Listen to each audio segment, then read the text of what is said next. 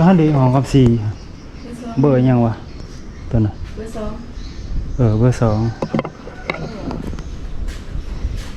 เขามีเต่าอีกพี่เอ๋เต่ามีเต่าเรียกอะไรอีกสบายดีพี่น้องมื้อนี้พี่น้องเขาสิพามาเบิ่งห้องเนาะว่าห้องนี้สวัสดีเด้อต้องเข้ามา2 เดือนก็นี่แหละพี่น้องเดี๋ยวสิพาพี่น้องมาเบิ่งนํกันเลยว่าสิเป็นจังไดเนาะห้องใหม่ของคำแซน้องรัดพี่น้องซึ่งก็คำซีนั่นแหละพี่น้องติดต่อให้เพราะว่าคำซีเพิ่นมาอยู่ก่อนอันที่ห้องนะห้องที่2เนาะห้องที่5รถอันนี้ก็มีฮอตบอลเลยเราสแกนเลยขี่ไปเลยมันเบิดอยู่ใส่กระติ่มไปยังสแกนยังรถเที่ยวนี่เด้รถขี่มาเลยรถเที่ยวมันเป็นแบบรถอันนั้นอยู่เวียงในแต่ก่อนสีส้มอ่ะที่บอกเห็นอะไรเอาแบบสแกนเรื่องเขาโอนเงินเขาอย่าไปสูนเขาจะนั้นมันก็นั่งอย่าไปสูนอย่าไปเกิดแดงมันก็ขี่ไปได้เรื่อย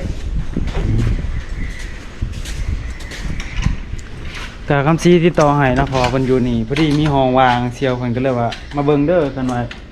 ยันว่าอยากย้ายห้องเนาะพอดีอยู่ห้องบนคำแซงอยู่นั่นเขาสิอันนั้นพอดีเขาสิปิดอุตสาหกรรมสิให้ออกเนาะเขาสิเฮ็ดอันนั้นใหม่รีโนเวทแล้วเขาสิเฮ็ดเป็นบ้านพักเป็นโรงแรมใหม่เนาะพี่น้องก็สิเฮ็ดเป็นเรือนพักก็เลยว่าพอดีจองห้องไว้เนาะจองตั้งแต่เดือนที่5นะพี่น้อง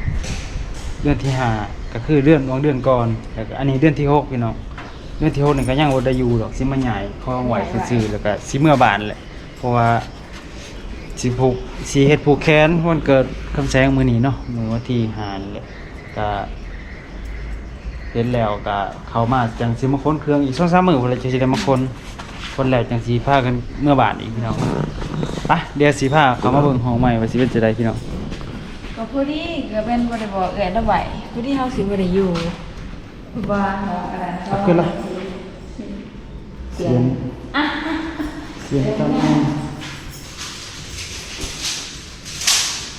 อันนี้ก็ใช้โกโปรถ่ายพี่น้องมันอาจจะบ่อันนั้นปานใดเด้อเอากล่องที่เตียงเป็นกล่องที่อันนั้นได้อยู่ใส่ปานใดอันนี้เป็นห้องน้ำพี่น้อง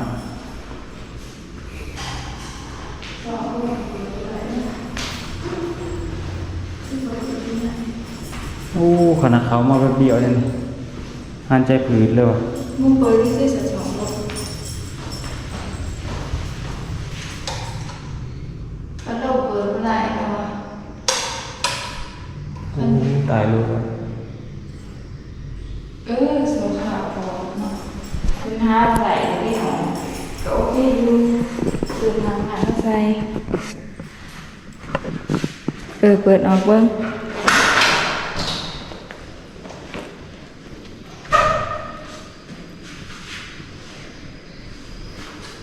เนี่ยพระเวทถ้าก็เปิดออกเด็กกินตำส้มกับผักกระถิ่นอยู่หัวมันติดมันซูมติดมันติดตัวเราเหยียบกระไรแต่ว่าเราอย่าพ้นห้องนี้เลยห้องนี้คือมันซีว่าอะไรว่าอยู่นี้มันก็เป็นนุ่มมันซับเป็นข่อยถ้าอยู่วางกลางเป็นข่อยมันก็เลยเห็นไงอันนั้นเนาะ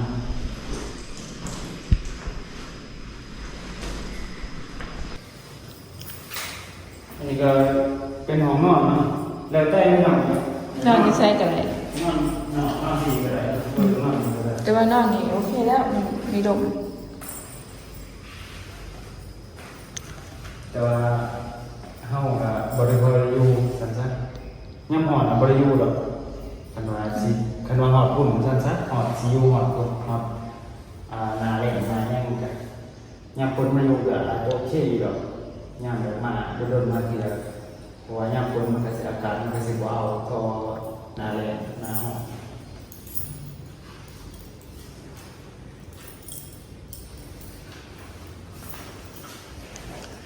นี่ก็ห้องน้ำเขาสร้างแต่สวมอันนี้ได้พี่น้องเลยน้องรัดมากสวมอันนี้นะโอ้มันเปื้อนมันแบบ มันถือเนี่ยถือโต๊ะฮะมันแบบเปื่อน จะเปิด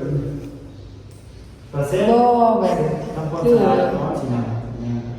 ทำความสะอาดอยู่คือหมดเจ้ายืนเดียวจังสินะบ่เขาไปนั่ง เดี๋ยวเอาพื้นอ่ะเนี่ยนี่สินะ เสียอะไรจะเถือ เอาพื้นไม่ใช้โหเดี๋ยวมี บ่มีก็มันก็แบบมักง่ายสินะขอบบ่มักก็คือบ่มัก อันนี้เป็นห้องโถงห้องนอกพี่น้องโอเคอีกดอกคันว่า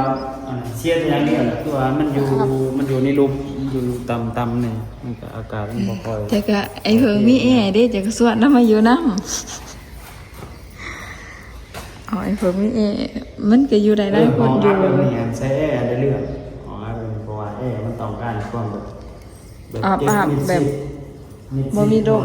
บ่ให้แอร์ออกซะ บ่ให้มีปองซะ แอร์มันจะมีนะครับ ก็กว้างอยู่พี่น้อง แล้ว เขาก็เฮ็ดเป็นห้องนอน ใช้แอร์ แป้งเอ้าเดี๋ยวมีบอลใส่ซื้อเอ้าหมื่น ซองสี่ มันทกก็มีอยู่ตัว อันนี้ก็ใส่บ่ได้ใส่ได้กับบ่ได้ซออันนี้มันมี ให้เข้ามาแป้งให้ มันบ่ได้ซอยได้อันนี้ห้องออกซิอยู่ข้างๆเพิ่นอยู่พี่เพิ่น เพิ่นอยู่รูปกลัว เพิ่นอยู่นี่ โอ้มันจะฮอดแล้วมันบ่มีลมแล้วห้องนอนอยู่นี่พอดีพี่น้อง โอเคอยู่เนาะ แต่ว่าดอกไฟนี่คันว่าเฮาอยากอันนี้ก็ซื้อมาติดใหม่ก็ได้ซื้อมาติดเพิ่มก็คือกันมันอยากเนี่ยบ่เห็นหงปานใดนะ และเดี๋ยวเฮาสิเก็บเครื่องเนาะมันคนแรกคือเข้าใจว่ามาแต่หน้าบาดอนมาแต่หน้าไอดอนก่อนเนาะมาแต่หน้าไอดอนแล้วก็จังสิเก็บเครื่องเก็บของใหญ่มานี่แล้วพี่น้องเนี่ยเอารถไม่เท่ากันเลยให้น้องชายคนมาค้นซอยเนาะใส่ถ่ายรถเอามานี่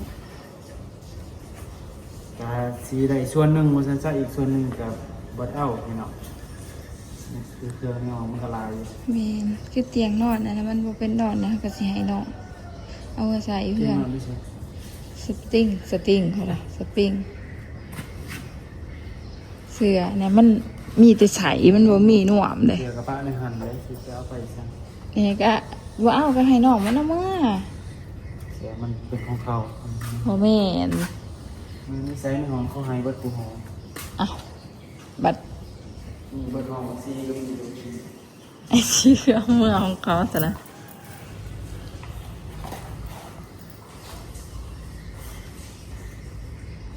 โอเคอยู่หน่อยคือกันแทงว่าเสียอย่างเดียวเลยเสียน้ำมันพื้นที่มันจะต่ำอากาศบกคอย ถ้าก็ออกมานอกก็ได้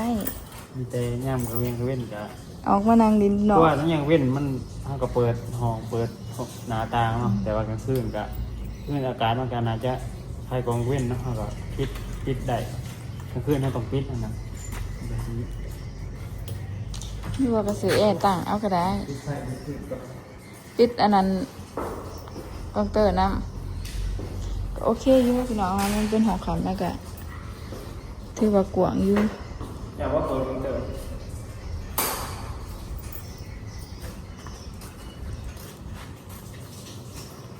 จะได้ว่าเดือนนี้เขาจ่ายเงิน ใจ ให้เราแล้ว แมนนี่จะถามเขาก่อนก็สันหันเขาเป็นผู้อื่นหันได้หายเขาแล้วแต่เขาทานไปทำอิฐพุ่นเนาะว่าเขาว่าเดือนนี้เพื่อนในเขาอยู่นะเพราะว่าน้องอยู่บ้านแต่ว่าก็อ้อยอาราน้ำหันแหละก็ไว้ว่าให้สิรักษาห้องให้ว่าเฮ็ดความสะอาดก็ว่าไปเนาะแล้วก็ให้อยู่เพราะว่าส่วนนั้นจะคล้องฮอแล้วก็อยากให้เฮาเฮ็ดความสะอาดนำมันจะสิเป็นตาอยู่ว่าซั่นซะพี่น้องมีอันเด็กที่บ้านได้เลย ว่าเจ๊ใช่ ตัวนั้นแหละ เสื้อแล้วคือไฮไลท์ ก็เจ๊ว่าท้องแล้วนะ หึ เจ๊ว่าท้องได้ก็เอาไว้แล้วเกินนะ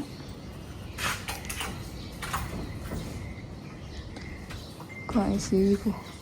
เพราะไอซีหามันอยู่ในมันก็ได้บ่มีร่มพี่น้องเพราะเฮานี่อยู่นอกแน่มันก็มีร่มทางอยู่นี่เนาะโอเคของเฮาห้องสุดท้าย ถ้ายุ่งที่เขายังได้ยุ่งห้องกันไว้ได้อยู่ห้องทั้งผลแห้งสีอัพค่ะตัวมันคือของมันสีผลมันดู กำแพงตั้น อันนี้ยังว่าพอได้มันอากาศมันได้ลงเลยอันมีประตูเบื้องนั้นให้ค่ะประตูมองเห็นประตูนี่ ตั้งขางกันเนาะ พร้อมเลย เออ เดี๋ยวน้องเปาะกำลังหอบไป หวานหรือเปล่า นี่เลยพี่น้องพามาเบิ่งห้องใหม่เนาะ แม่ ห้องใหม่ของพวกเราว่าชีวิตจะได้พี่น้องก็เบิ่งน้ำกันนั่นแหละนี่โอเคอยู่ดอกเดือนละตกอยู่เดือนละ800,000บ่800,000น้ำไผ่ต่างก็สิตกอยู่ประมาณล้านนั่นแหละคันว่าเฮาอยู่ก็สิตกอยู่ประมาณล้านเนาะต่อเดือน1ล้านก็ประมาณพันเท่าไหร่วะ 1,400 1,500นี่แหละพี่น้องเอ้ยอยู่ประมาณ1,500ต่อเดือนเนาะเงินบาทไปกันได้ก็เป็นกำลังใจให้ในพี่น้องฝากกดไลค์กดแชร์เป็นกำลังใจให้สองคนนั้นนี่เด้อพี่น้องกลับก่อนไม่เห็นแหละมีแต่บัดนี้ก็บางๆก็มีแต่เก็บเครื่องแล้วก็คนมาเลยเนาะ มาอะไรคนนะจริง